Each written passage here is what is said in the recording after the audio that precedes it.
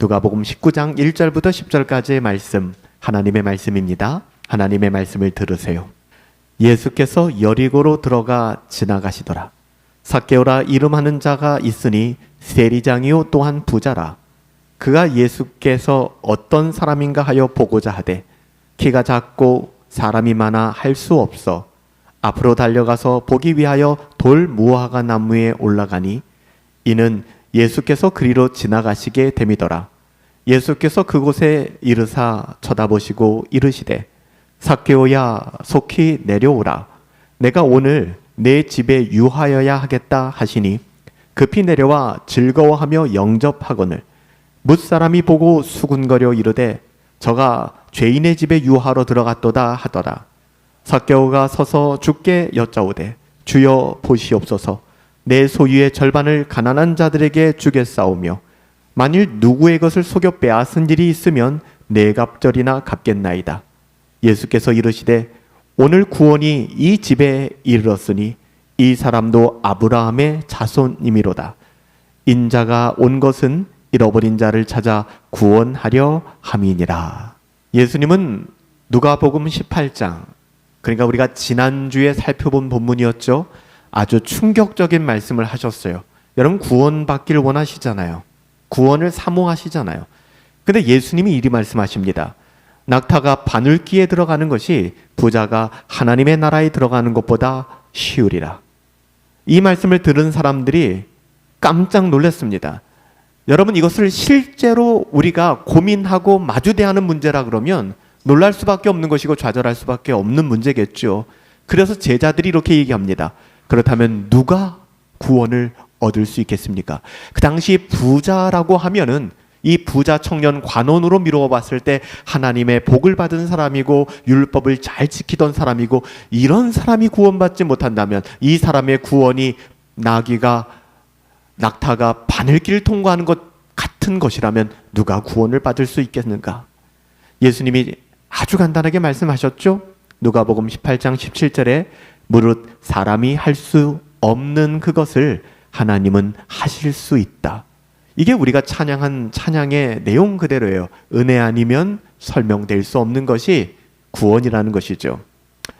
그런데 성령 하나님께서는 바로 이어지는 19장에서 우리 앞에 또 다른 결이 다른 부자 청년 관원과는 결이 다른 한 사람을 세우십니다.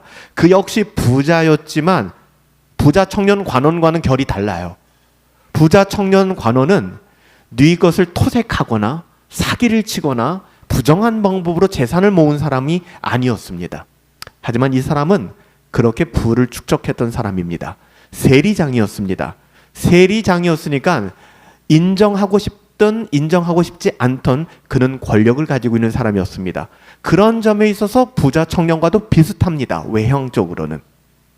삭개오, 부모님이 지어주셨겠죠. 삭개오. 이 삭개오라는 이름은 히브리어로 자카이라는 뜻을 가지고 있는 단어인데요. 이 자카이는요, 순결하다, 깨끗하다, 의롭다, 정결하다.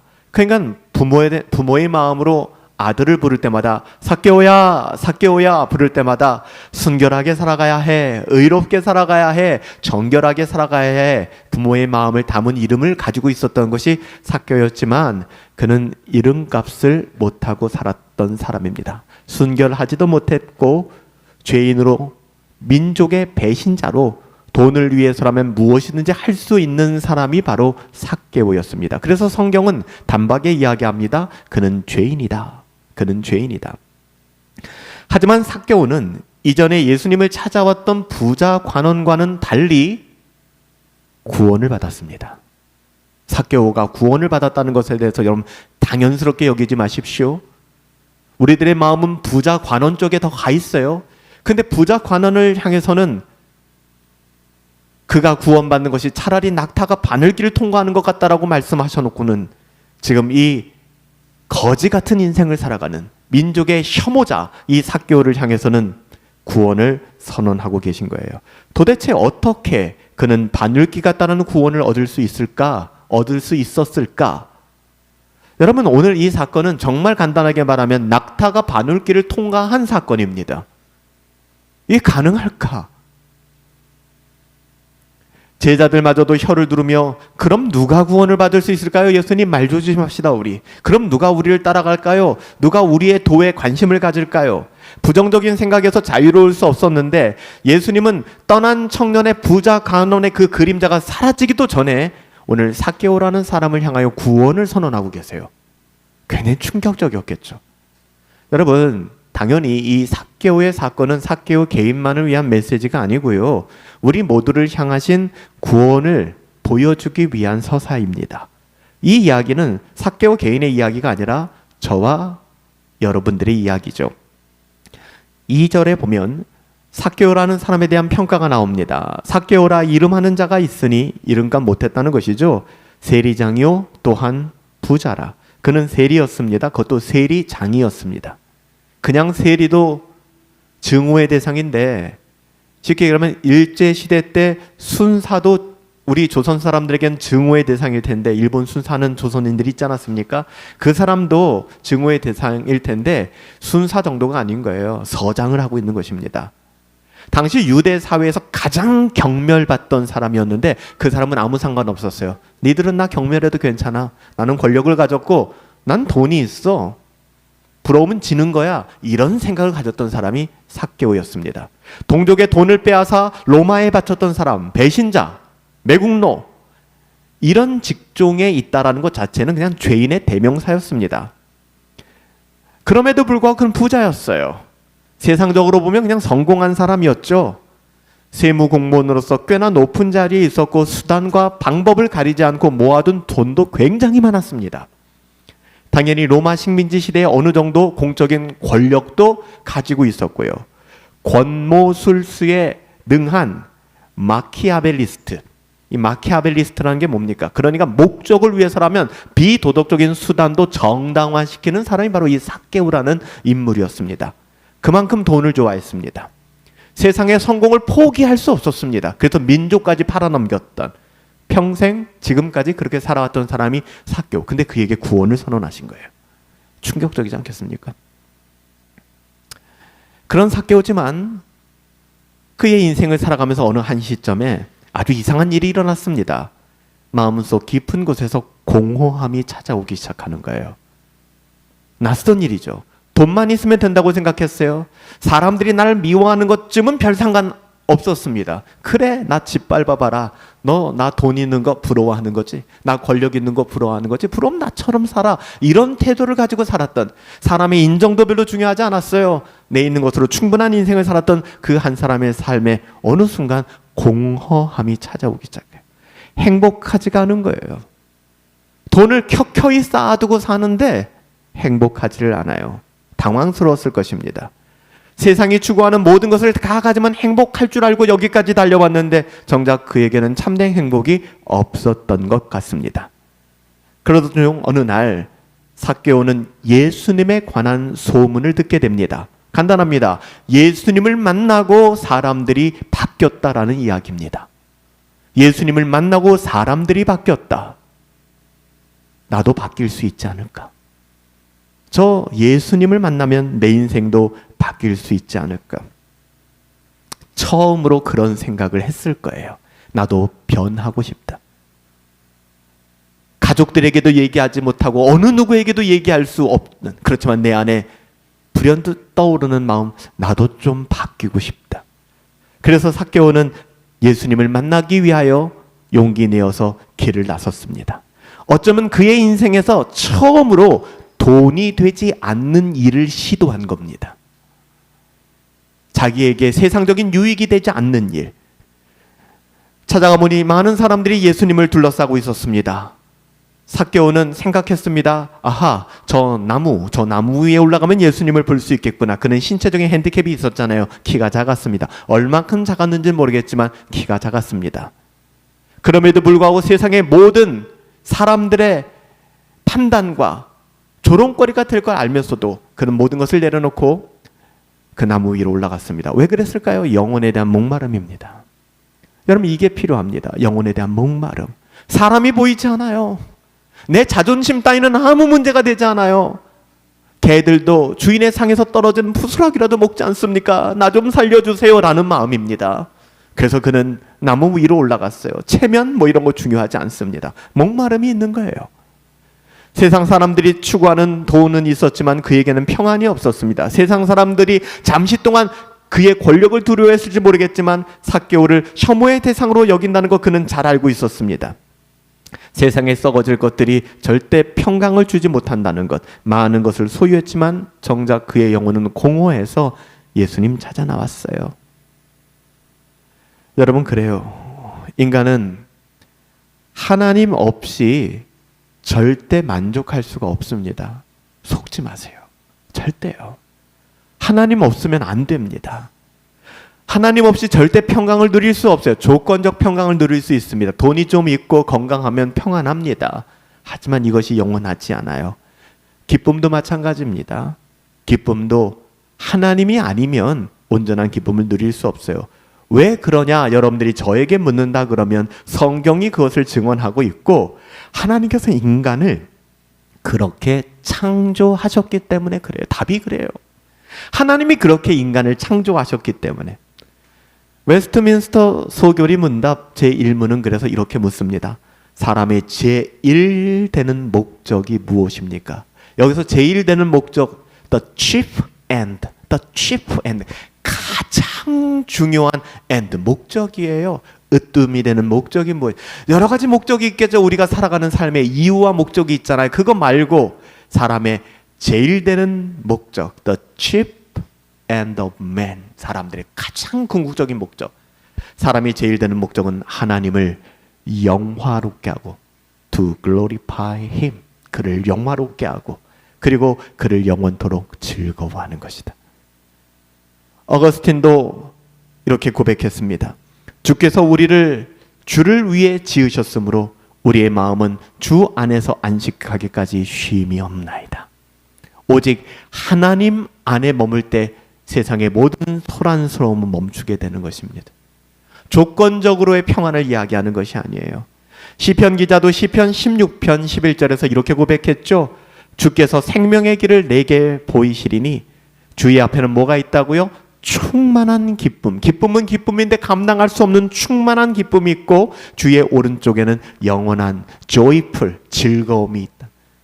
여러분, 세상 쾌락이 우리를 즐겁게 합니까? 예, 우리는 죄인이기 때문에 잠시 동안의 그 즐거움을 누릴 수 있습니다. 영원하지 않아요. 이것이 사실상 소요리 문답 1문의 성경적 근거 아니겠습니까? 우리가 요즘 배우고 있는 뉴시티 교리 문답 1문에서도 결이 다르지만 동일한 얘기를 합니다. 우리의 유일한 소망에 대해서 표현이 다를 뿐이에요. Only hope. 유일한 소망, 희망, 이거 아니면 안 돼. 그걸 묻고 있잖아요.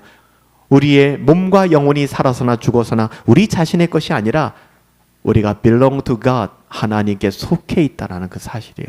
아하, 인생은 돈으로 설명될 수 없는 것이구나. 건강으로 설명될 수 있는 것이 아니에요. 이것으로 나의 궁극적인 하이엔드 기쁨이 오는 것이 아니구나. 그 고급진 기쁨과 행복은 세상에서 오는 것이 아니구나. 우리 주 예수 그리스도 안에 있는 것이구나. 여러분, 이걸 믿으십니까? 정말 믿으시나요? 인간이 독립적으로 존재하도록 만들어진 존재가 아니다. 인간의 매뉴얼입니다. 인간은 하나님께 속한 존재이기 때문에 하나님과 분리될 때 이게 죄잖아요. 근본적인 결핍이 발생하는 거예요. 그래서 신라곤이라는 그 책은 Lost Paradise, 낙원을 상실한 거 아닙니까? 에덴 동산에서 쫓겨난 것입니다. 그때부터 인간은 그 고향에 대한 사모함이 있는 거예요. 그 상실감을 하나님이 아니면 채울 수가 없는 것입니다. 그 신라곤 다음 편이 복락원이잖아요. 그 파라다이스를 다시 회복하는 장면을 고전적으로 다루고 있지 않습니까? 돈이 하나님의 자리를 대신할 수 있을까요? 웃기는 이야기죠. 돈 좋은 겁니다. 그렇지만 우리 같은 사람도 돈 가져봤자 얼마나 가졌겠습니까? 거기서 거기죠. 여러분, 돈이 우리에게 진짜 행복 주지 못합니다. 성공이 하나님의 자리를 대신할 수 있나요? 성공하고 싶으세요? 성공해 보십시오. 여러분, 높은 자리에 올라가 봤자 남는 거 별로 없습니다. 심지어 자기중심적인 종교 생활도 하나님을 대신할 수 없죠. 불가능합니다. 우리는 모두 무언가를 붙잡고 살아가죠. 그러나 하나님보다 그것을 더 사랑하는 순간, 하나님보다 그것을 더 의식하는 순간, 그것을 성경은 우상이다라고 얘기하는 거예요. 우상 숭배자가 되는 것이죠. 그동안 삭개오는 세상의 것들, 특히 돈을 붙잡으며 살아왔습니다. 부자 관원은 자신의 의를 붙잡으며 살아왔죠. 돈이 아니라 자기의 의로움을. 우리가 지난주에 살펴봤던 그 부자 청년 관원은 돈이 아니었어요. 어떻게 보면 자기의 의로움이었어요. 물론 마지막에 쓰러지고 넘어진 건 돈이었지만, 둘 다 부자 관원이나 삭개오나 하나님 없이 살아가던 사람들이라는 공통점을 가지고 있습니다. 똑같아요. 겉으로 볼 때는 부자 관원이 훨씬 더 엑셀런트한 삶을 살았죠. 이 삭개오는 죽일 놈이고. 아니에요. 하나님 볼 땐 둘 다 똑같습니다. 부자 청년이나 삭개오나 똑같다고 하면 마음이 불편해지는 사람이 있을 거예요. 있을 수 있죠. 더 심각한 문제는 그렇게 얘기하면 이렇게 반응하는 사람들도 있다는 것입니다. 그래? 그럼 나 부자 관원처럼 안 살래. 무슨 말이에요? 나 율법 지켜가며 안 살래. 똑같다면 나 율법 안 지킬래. 나 삭개오처럼 막 살래. 굳이 부자 관원처럼 율법 지키며 살 필요가 뭐가 있어? 나 그냥 삭개오 할래. 이렇게 말하는 사람들이 적지 않아요. 여러분들은 어떠신가요? 슬픈 일이죠. 이 둘의 차이점은 은혜가 있는가 없는가였습니다. 똑같은 사람이었지만 삭개오에게는 하나님의 은혜가 임했습니다. 하나님은 택하신 자에게 은혜를 베풀어 주십니다. 은혜. 지난 시간 청년 부자 관원에게 은혜가 부재했다면, 은혜가 없었잖아요. 오늘 이 삭개오에게는 하나님의 은혜가 채워지기 시작했습니다. 물론 오늘 본문은 삭개오가 예수님을 찾아온 것이 아니죠. 이건 잘 알고 계시죠. 정반대입니다. 오히려 예수님이 삭개오를 찾아오셨어요. 그러니까 삭개오의 어떠함이 은혜를 만들어낸 게 아니라는 것입니다. 삭개오가 자신의 인생을 허무하게 여기고 나 변화되고 싶다라는 꿈을 꾸게 된 그 마음을 누가 주셨을까요? 그 하나님이 주신 겁니다. 가난한 마음이에요. 여러분, 그래서 성경은 뭐라고 얘기합니까? 잔치집 찾아가기를 절제하고 차라리 초상집을 찾아가라는 거예요. 인생을 돌아보라는 것입니다. 그러니 인생이 참 악한 게, 그런 어려운 환경과 상황 속에서도 하나님을 보지 못하는 경우가 너무 많아요. 은혜가 없기 때문이죠. 여러분, 우리의 삶의 자리가 녹록지 않을 때 그 순간, 그 시간들을 통해서 우리는 하나님의 은혜를 경험할 수 있어야 돼요. 오늘 삭개오는 자신의 인생을 허무하게 여기고 변화받고 싶다는 생각을 하게 되었어요. 동료들은 그랬을 거예요. 삭개오, 정신 차려, 이 자식아. 돈이 다야. 성공해야지. 여기까지 달려왔는데. 근데 삭개오의 마음이 공허해지기 시작하는 거예요. 사람의 설득으로 되지 않습니다. 사람의 논리로 되지 않습니다. 하나님이 그에게 은혜를 주신 거예요. 어느 날 나에게 찾아오는 그 마음은 하나님이 주신 거예요. 놓치지 마세요. 가볍게 여기지 마세요. 내가 미쳤나? 생각하지 마세요. 미친 거 아닙니다. 하나님이 은혜를 주신 거예요. 삭개오에게 하나님이 은혜를 주시되 마음이 마음으로만 끝나는 것이 아니라 그는 행동으로 옮기기 시작합니다. 수많은 군중들을 뚫고 나무 위까지 올라갔잖아요. 무엇이 이것을 가능하게 만들었을까? 은혜입니다. 은혜가 가능하게 만든 거예요. 은혜 아니면 지금 그 돌 감람나무 위에 올라가 있는 삭개오의 인생이 설명이 안 된다고요. 우리가 생각하는 삭개오, 지난 시간까지 살아온 삭개오, 안 하던 일 하면 죽는다고 이상해진 거예요. 갑자기 안 하던 짓 하는 겁니다. 아니, 그 삭개오가 지금 예수님 지나가는 길에 돌 감람나무 끝 위에 올라가 있다는 것 자체가 이상한 거예요. 은혜 아니면 설명될 수가 없는 거예요. 본문 4절을 보시면 예수님이 이 만남의 주도권을 갖고 계셨음을 알게 돼요. 우리가 잘못 생각하면 처음에 와, 이 삭개오가 주도적으로 예수님께 나왔구나라고 생각하고 하기 쉬운데 그렇지 않아요. 삭개오는 주님이 지나가는 순간 성경에 보면 돌 무화과 나무 뒤에 숨어 있었습니다. 자신의 모습을 숨기고 있었던 거예요. 마치 아담과 하와가 그랬던 것처럼 사람 눈에 띄지 않는 곳에서 예수님이 지나가는 행렬을 수동적으로 바라보고 있었습니다. 근데 우연이 아니라 우리 예수님이 걸어가시다가 바로 그 삭개오가 올라가 있는 돌 무화과 나무입니다. 돌 무화과 나무 아래 멈추셨어요. 우연히가 아닙니다. 우연은 없습니다. 거기서 멈추셨어요. 그리고 아주 충격적인 일이 벌어지죠. 아무도 몰라요. 삭개오가 지금 예수님을 찾아 나온 거. 아무도 몰라요. 삭개오가 지금 돌 무화과 나무 뒤에 올라가 숨어 있는 거 아무도 몰라요. 근데 예수님이 딱 멈추시더니 갑자기 야, 저기 숨어 있는 너 뭐야? 이게 아닙니다. 삭개오야. 그 이름을 불러요. 진짜 이게 그냥은 설명이 안 되는 얘기. 내가 너를 지명하여 불렀나니. 내 이름을 부르시는 거예요. 어이 너가 아니라 삭개오. 삭개오야. 본문을 아무리 살펴봐도 여기에 삭개오가 자기 이름을 밝힌 적이 없습니다. 누구에게 소개받은 적도 없습니다. 그런데 예수님은 삭개오의 이름을 알고 계셨습니다. 저와 여러분들을 그렇게 알고 계신다는 거예요. 성경에서 이름을 부른다는 것은 단순한 호칭이 아니죠. 관계입니다. 예수님과의 관계가 내가 너를 지명하여 불렀나니 너는 내 것이라. 사랑이 시작되는 거예요. 주의 선택이 드러나는 것입니다. 예수님은 군중 전체를 부르지 않고 삭개오를 지명하여 부르셨습니다.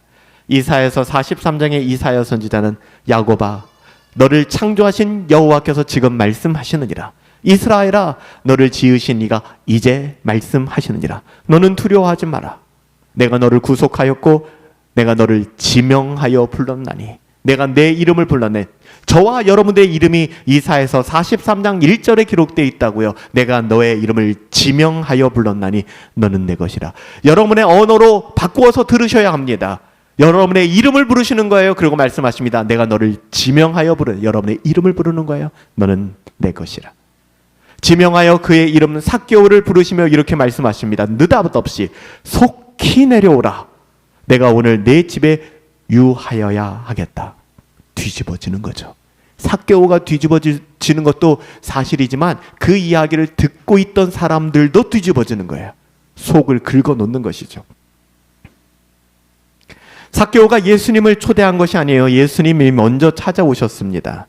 이는 우리의 구원의 사건에 있어서 모든 우리의 구원의 사건은 주도권이 우리에게 있는 것이 아니라 하나님이 우리를 하나님의 때에 찾아오시는 것이구나 라는 것을 보게 하시는 것입니다. 그래서 구원이라고 하는 것은 저와 여러분의 결심이 아니라 하나님의 사랑이 먼저입니다. 하나님의 은혜가 먼저입니다. 성도의 인생은 언제나 내가 주님을 찾았다 이것이 아니라 주님이 나를 찾아오셨다가 맞는 것입니다. 불현듯 주님이 나를 찾아오셨어요. 바로 이때 놀라운 일이 벌어지죠. 예수님이 딱 이 말씀을 하시자마자 바리새인들이 수군거리기 시작합니다. 당시에 바리새인들은 종교적으로 꽤 괜찮은 사람들이었습니다. 그들이 수군거립니다. 뭐라고 수군거렸는가? 성경은 친절하게 이야기합니다. 저가 죄인의 집에 유하러 들어갔다. 그래서 뒤집어졌다고 얘기하는 거예요. 아니 며칠 전에 아니면 어저께 만났던 부자 청년 관원은 그따위로 밀어내고 그따위로 멀리하게 만들더니 갑자기 누가 봐도 죄인이고 누가 봐도 정말 돌로 쳐 죽여야 될 저 매국노는 갑자기 예수님이 이름을 부르시질 않나? 그러고 나서 내려와서 그 사람 집에 거하겠다고. 이게 무슨 말이야? 이건 말이야 뭐야? 여러분 그렇게 생각하지 않겠습니까? 그 말이 이 말이에요. 저가 예수님이죠. 죄인의 집에 유하러 들어갔다. 미운 거예요. 예수님이 그냥 미운 거예요. 저 뭐야 저? 그래서 이런 말을 하니까 구원받지 못한 사람들이나 연약한 자들이 뭐라고 얘기하는 거냐면 예수님 저딴 사람 좋아할 거면 나는 예수님 따라올 이유도 없었네. 나 막 살 거야. 나도 저 사람이랑 똑같이 살 거야. 이런 짓을 하는 거예요. 은혜가 없으니까. 그거 아니지 않습니까? 사람들은 삭개오의 죄인된 과거만 보았습니다. 하지만 예수님은 그의 영혼을 보셨어요. 사람들은 그를 정죄했지만 예수님은 가난한 마음의 한 영혼을 찾아오신 것입니다. 우리는 여기서 쉽게 배은망덕한 자를 그냥 받아주는 거 아니야? 라는 가짜는 판단을 하기 쉽습니다. 여기서 신앙생활을 하면서 이 지점이 굉장히 힘든 거예요. 목사님 저러면 안 되는 거 아니야? 우리 조장님 저러면 안 되는 거 아니야? 가짜는 판단의식인 거예요. 저 사람 그냥 받아주면 안 되는 거 아니야? 맞아요. 일각엔 맞습니다. 진정한 회개라고 하는 건요, 말로만 생각으로만 하는 게 아닙니다. 예수님께서도 당연히 삭개오가 자신의 죄에 대하여 말로만 하고 변명으로 일삼지 않는다는 것을 알고 계셨다는 게 중요한 겁니다. 잘 들으셔야 돼요. 제가 아까 말씀드린 것처럼 아니 배은망덕한 자를 그냥 받아주면 안 되는 거 아니야는 그 안다는 것이 제한적인 사람들의 말일 수 있습니다. 하지만 예수님은 그 영혼을 알고 계셨거든요. 삭개오는요 말로만 회개한 사람이 아닙니다. 말로만 회개하면 안 됩니다. 예수님이 뭐라고 말씀하셨죠? 예배하러 왔어요. 헌금을 드리고 있습니다. 너 재물을 예배당 앞에 놓고 가서 네가 잘못한 사람에게 정중하게 사죄하고 화평케 된 다음에 다시 와 라고 말씀하시면, 이것이 성경의 원리입니다. 밀양이라는 영화에서 기독교의 실체가 드러난 게 그거 아닙니까? 아들을 죽인 살인자를 자기가 용서하고 교도소에 면회를 갔더니 그 교도소에 갇힌 범죄자가 자매님 오셨군요. 하나님이 이미 내 죄를 용서하셨습니다. 맞는 이야기 같지만 여러분, 그게 맞습니까? 아니, 거기서 문제가 생기는 거예요. 기독교의 회개란 무엇일까? 사람들이 삭개오를 향하여 그렇게 판단했던 것이죠. 삭개오 저 나쁜 놈의 새끼인데 저 새끼를 그냥 받아주면 어떡해요? 사람들은 막 뒤에서 이런저런 이야기를 하면서 예수님을 힘들게 만들었던 거예요. 근데 예수님은 알고 계셨어요. 삭개오에게 은혜가 임하였다는 사실을. 바로 삭개오가 증명해야 되지 않습니까? 참 멋있어요. 예수님은 단 한마디도 하지 않았는데 삭개오가 정확하게 유체 이탈의 화법 쓰지 않아요. 가해자가 피해자 코스프레 하지 않아요. 요즘에 방영되는 참교육이라는 그런 드라마에 보면 굉장히 많이 우리를 자극시키고 흥분시키는 대목이 그거 아닙니까? 가해자인데 자기가 피해자 행세를 하는 거예요. 말이 안 되는 거잖아요. 근데 삭개오는 어떻겠습니까? 삭개오는요, 자기의 실체를 보여줍니다. 삭개오가 이렇게 이야기합니다. 내 소유의 절반을 가난한 자들에게 주겠사오며. 여러분, 놀라운 일이에요. 이거 누가 시켰어요? 안 시켰다는 겁니다. 아무도 시킨 적이 없어요. 자신이 가해자로 살아온 모든 날을 회개하는 장면입니다. 회개는 말로만 하는 게 아닙니다. 죄는 관계적인 것이기 때문에 하나님과의 관계를 깨트리는 것이고 사람과의 관계를 깨트리는 거예요. 그 죄입니다. 하나님과의 관계, 사람의 관계를 우리는 구체적으로 해결해야 합니다. 게다가 삭개오는 이어서 하는 말을 보세요. 율법이 규정한 것을 넘어선 배상을 약속합니다. 내가 거짓말이나 사기로 남의 것을 취한 것이 있다면 어떻게 하겠다고 합니까? 4배나 갚겠다. 400% 배상하겠다는 거예요. 대단하지 않습니까? 400% 할 이유가 있나요? 안 그래요. 레위기 6장 5절에 가보면 본래 남의 물건에 5분의 1을 더하여 갚을 것이다. 내가 예를 들면 거짓말이나 사기로 남의 것을 취한 경우 이것이 잘못된 것으로 밝혀지면 그 사람에게 피해를 준 거잖아요. 그럼 몇 배를 갚는 것이 아니라 그 피해에게 원금 플러스 20%, 원금의 5분의 1, 율법이 요구하는 게 그겁니다. 그것만 하면 끝나는 거예요. enough, 충분한 겁니다. 근데 지금 삭개오는 뭐라고 해요? 첫 번째, 얼마나 부자였습니까? 근데 자기 재산의 반을 딱 잘라서 가난한 사람들에게 기부하겠대요. 거기서 끝나지 않습니다. 내가 누구의 것을 토색하거나 굉장히 많은 사람 걸 토색했습니다. 사기친 것이 있다면 내가 400% 배상하겠습니다. 예수님은 삭개오의 변화를 알고 계셨어요. 예수님이 삭개오에게 그 어떤 조건을 걸고 명령하신 적 단 한 번도 없습니다. 너의 소유를 절반을 팔아 가난한 자에게 주면 너의 죄를 사하여 줄게. 왜 이렇게 얘기하지 않았을까요? 삭개오의 안엔 은혜가 있다는 사실을 알았기 때문에. 그렇다면 부자 관원에게는 내 가진 것을 다 팔아 가난한 사람에게 나누어 주라. 왜 말씀하셨을까요? 그 안에는 은혜가 없고 자기의 의로움, self-righteousness가 충만한 걸 보셨기 때문에 그걸 각성시키기 위하여 예수님이 말씀하시는 방법이 달랐던 거예요. 삭개오는 은혜로 변화되었습니다. 은혜가 지식을 넘어 인격 안으로 들어온 삭개오. 그는 단순해집니다. 은혜가 격발되어 드러나는 성품은 묻지도 따지고는 재보지도 않습니다. 그냥 자신의 잘못을 인정하는 거예요. 사과하고 하나님 앞에 사죄하고, 이것이 신자의 삶입니다. 삭개오의 변화입니다. 은혜가 격발되니까 드러나는 그의 성품이 변화되는 것입니다. 부자 청년 관원은 근심하며 돌아섰지만 삭개오는 근심은커녕 즐거워합니다. 해맑아요. 해맑은. 누가 시키지도 않은 일을 자원하여 하기 시작합니다. 평생에 돈을 붙잡고 살던 사람이에요. 은혜 아니면 설명될 수가 없는 겁니다. 평생에 사람들과 대척점을 지고 살았던 사람입니다. 은혜 아니면 살아갈 수 없는, 설명될 수 없는 삶을 살아가는 거예요.